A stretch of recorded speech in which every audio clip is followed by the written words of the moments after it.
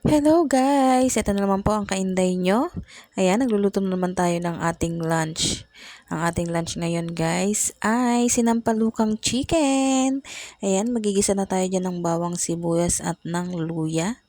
Palalabasin lang natin yung aroma niya. And then, lalagyan na natin siya ng patis.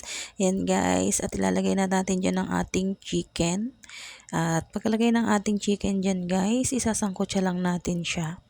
Ayan, siyempre sinamahan ko na rin yan ng sili guys, para medyo may tapang. Ayan guys, isasangkot siya natin hanggang sa matanggal yung lansa niya. Kasi 'di ba ang chicken guys, malansa yan, kaya isasangkot siya natin yang mabuti para masarap ang ating pananghalian at masarap ang paghigop ng ating soup. Yan guys, ang ating sinampalukang chicken. Ayan, paanoin pa natin yan, paigahin pa natin yung katas nung chicken. Yan, pag okay na, lalagyan na natin siya ng sampalok. Original na sampalok. Yan guys, nabubulol pa ang kainday nyo. And then, ayan, hinalo-halo ni Mekos at nilagyan natin yan ng sabaw. Yan guys, syempre, sabaw palang ulam na, di ba?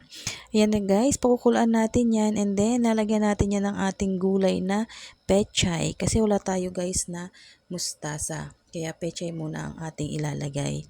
Yan guys, palalambutan na lang na muna natin ang ating gulay at pwede na tayong magtanghalian. Yan guys, ang ating pananghalian, sinampalukan chicken.